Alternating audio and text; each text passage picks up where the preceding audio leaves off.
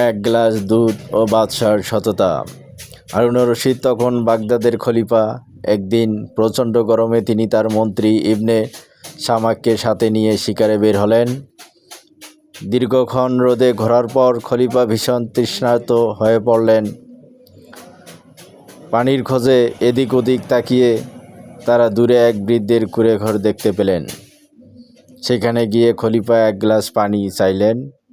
বৃদ্ধ লোকটি অত্যন্ত আদরের সাথে খলিফাকে পানি না দিয়ে এক গ্লাস ঠান্ডা দুধ পান করতে দিলেন।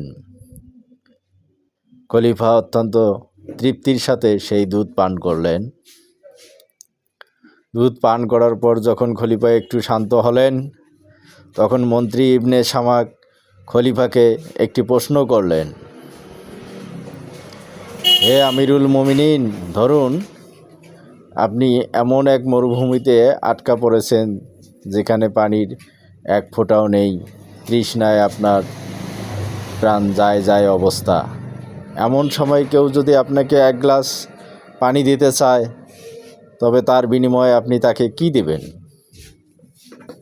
খলিফা কিছুক্ষণ ভেবে বললেন, আমি আমার অর্ধেক সাম্রাজ্য দিয়ে হলেও সেই এক গ্লাস পানি কিনব। মন্ত্রী আবার প্রশ্ন করলেন, এবার ধরুন সেই পানি পান করার পর যদি আপনার শরীরের স্বাভাবিক পথ দিয়ে সেই পানি আর বের না হয়, অর্থাৎ প্রস্রাব আটকে যায় এবং আপনি ব্যথায় ছটফট করতে থাকেন, তবে তা থেকে মুক্তি পেতে আপনি কতটুকু খরচ করবেন?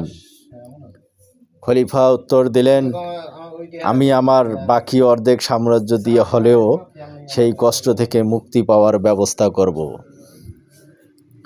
তখন মন্ত্রী ইবনে শামাক মৃদু হাসলেন এবং এক অমোঘ সত্য উচ্চারণ করলেন, হে খলিফা, তাহলে জেনে রাখুন, আপনার এই বিশাল সাম্রাজ্যের মূল্য মাত্র এক গ্লাস পানি এবং এক ফোঁটা প্রস্রাবের সমান। সুতরাং যে জিনিসের মূল্য এতটুকু তা নিয়ে অহংকার করার কিছু নেই। খলিফা হারুনুর রশিদ মন্ত্রীর কথা শুনে কেঁদে ফেললেন এবং বুঝলেন যে মানুষ আল্লাহর রহমত ছাড়া কতটা অসহায়। আমাদের ধন সম্পদ বা ক্ষমতা যতই থাক না কেন, জীবনের মৌলিক প্রয়োজনগুলো